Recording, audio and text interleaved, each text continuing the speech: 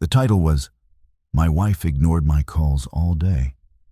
At 10 p.m., she finally came home and smirked, you know what. But the story that poured out of me was never about one day.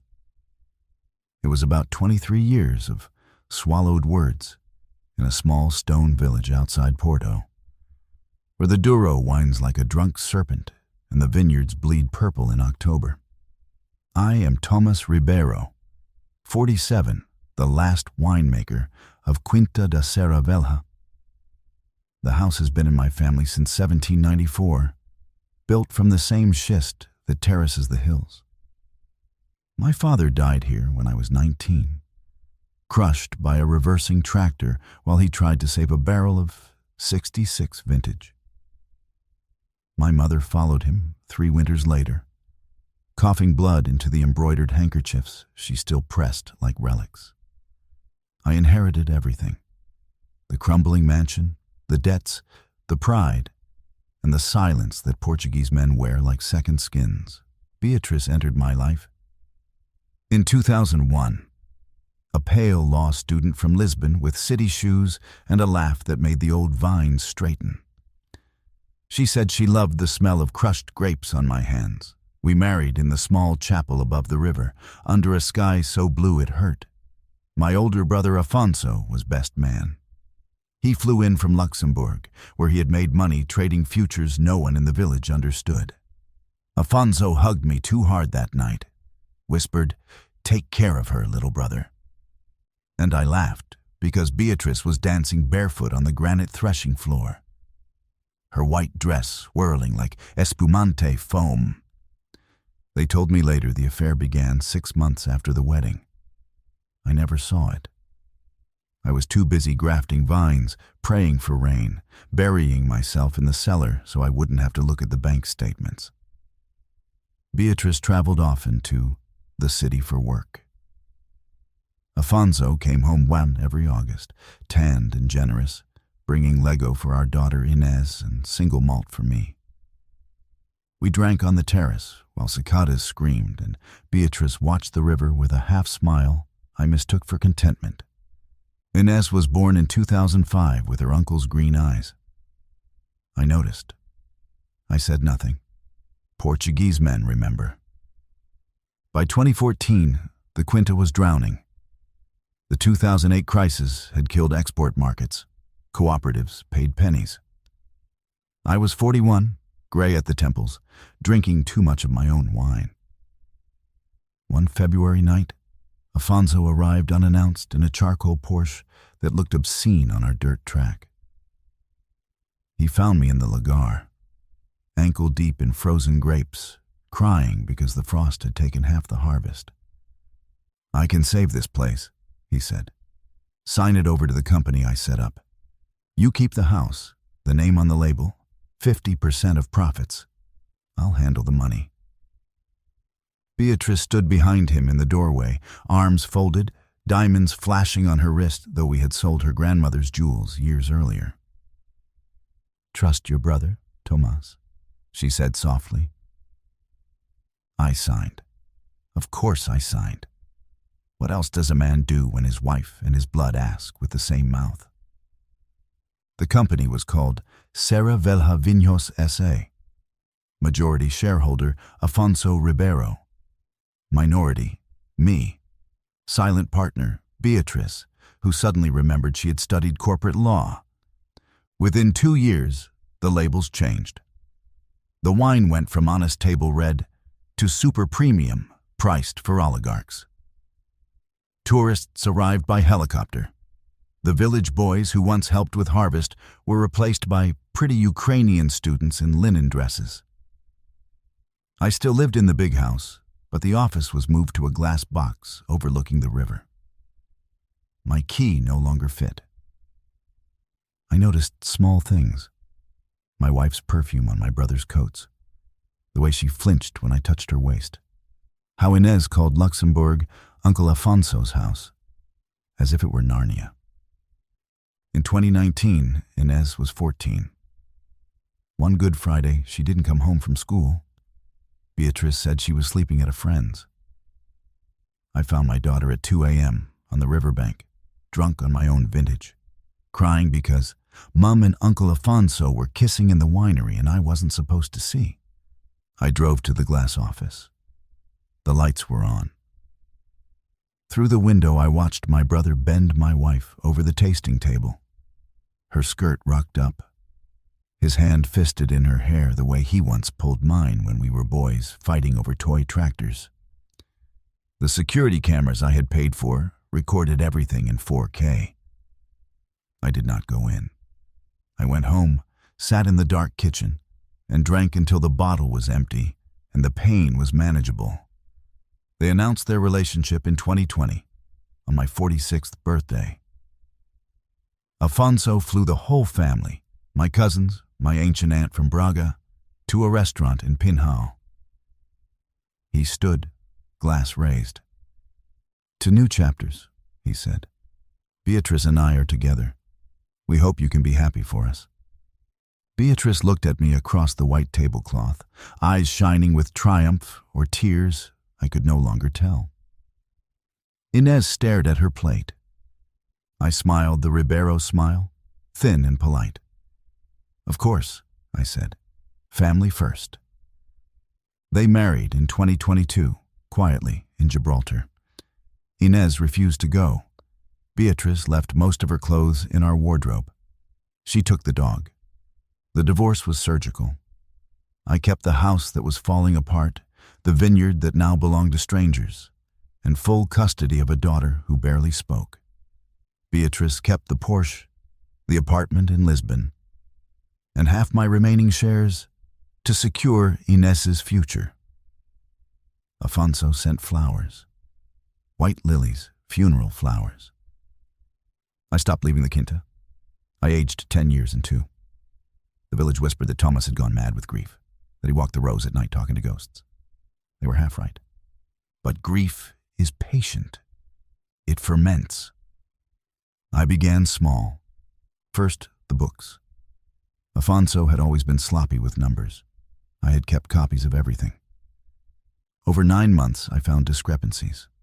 Phantom invoices, offshore accounts in Madeira, EU subsidies claimed for vines that didn't exist.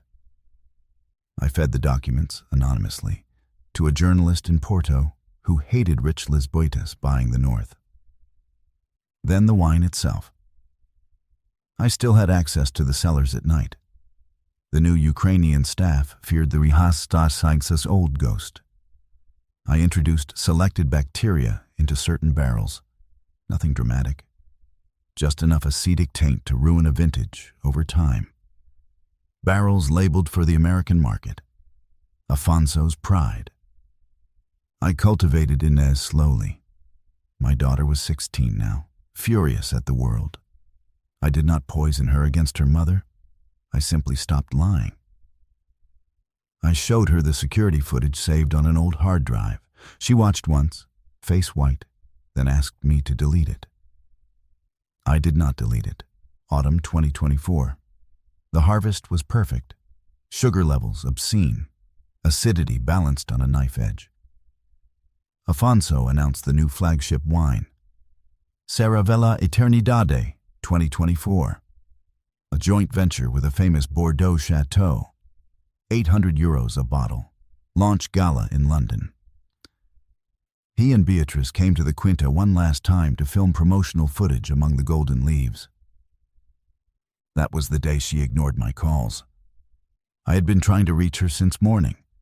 23 missed calls. No reply. Inez was in Porto with friends.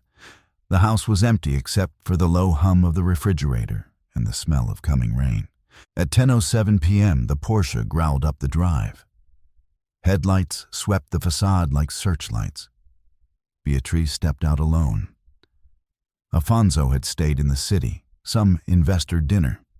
She was thinner, city thin, cheekbones sharp under the porch light. Her hair was shorter, dyed the color of wet ash. She wore a camel coat I didn't recognize and carried a bottle of the 2024 in a wooden gift box. She did not knock. She still had a key. The hallway smelled of damp stone and old beeswax. She closed the door softly, turned, and looked at me standing at the foot of the stairs in the same sweater I'd worn for 3 days. "Tomas," she said, almost kindly. I said nothing. She set the bottle on the console, next to the photograph of our wedding. In the picture, she was laughing up at me. 20 years later, her mouth made the same shape, but the eyes were dead. "You know what?" she said, and the smirk finally arrived. Small, satisfied, the expression of someone who has won so completely they can afford generosity. I nodded. She stepped closer. The coat slipped from her shoulders to the terracotta tiles. "I came to say it properly," she whispered. "We're selling the Quinta. The Bordeaux partners want the land for a hotel. You'll get enough to fix the roof and live quietly. Inez will never have to worry. It's time, Tomas. Let it go." Rain began outside, sudden and hard, the way it does in the Douro in November. Angry, biblical. I looked at the bottle. The label was beautiful. Our family crest, the old serif font. My name still there in small letters beneath the new brand.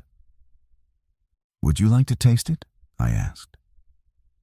She hesitated, then smiled the old smile, the one from 2001. "One last time," she said. I fetched 2 glasses from the dining room, our wedding crystal, the one she hadn't taken. In the kitchen, I opened the bottle with the old corkscrew my father used. The cork came out clean. I poured. She raised her glass to the light, professional habit.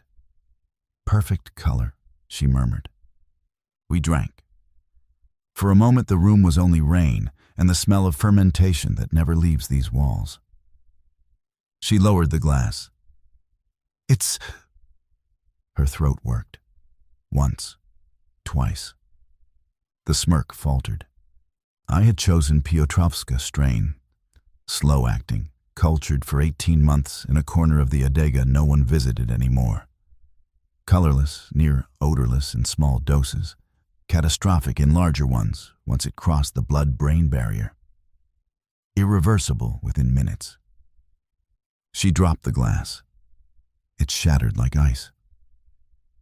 "Tomas," she croaked, clawing at her neck, eyes already wide with animal understanding. I caught her as she fell. She weighed nothing now, all the softness burned away by money and sex and victory. "Shh," I said into her hair that no longer smelled of grapes. "Family first." Her body arched once, elegantly, the way she used to arch under my brother on the tasting table. Then she was still. I carried her to the lagar, the old granite press where my great-grandfather once trod grapes barefoot. I laid her among the shadows and the smell of centuries of wine. I opened the trapdoor to the stone channel that runs beneath the house, down to the river. The Douro takes everything eventually. By midnight, the rain had washed the floor clean. I swept the shards, burned the coat in the fireplace, rinsed the glasses. The bottle I corked again and placed back in its box. At 3 a.m., I called Afonso. "She came here," I said, voice hoarse with manufactured grief. We argued. She drank too much, stormed out. "The car's still here, but she's gone. I'm worried." He arrived at dawn, face gray, shouting her name across the terraces, while the workers pretended not to watch. They found the Porsche keys in the river 3 days later. Her body never surfaced. The current is strong, and the eels are hungry. The scandal killed the London launch. The Americans canceled orders when the first tainted barrels reached New York. Vinegar in 800 euros bottles. EU investigators descended. Afonso's empire cracked like old staves. He came to me one last time, in January. Frost on the vines like salt. "You did this," he said in the cellar doorway, breath fogging. I was racking the 2025, gentle, patient. No proof, I replied. He looked older than our father the day he died. Inez hates you now, he said. She knows. I tasted the wine from the thief. Perfect. Inez will come back when she's ready, I said. This is her land. Blood remembers. He left that night. They say he drinks in casinos in Estoril, that the Porsche was repossessed, that he calls her name in his sleep. Spring is coming again. The vines are bleeding, clear sap like tears where I pruned them. Inez writes sometimes from university in Coimbra. Short messages. She signs them, your daughter. I walk the rows at dusk. The river keeps its secrets. The house stands, roof still leaking, but mine again. The label will change back next year. Just my name, the old crest. Honest wine. Some nights I sit on the terrace with a glass and listen to the water. Family first, I whisper to the dark. The Douro carries the words away, the way it carries everything.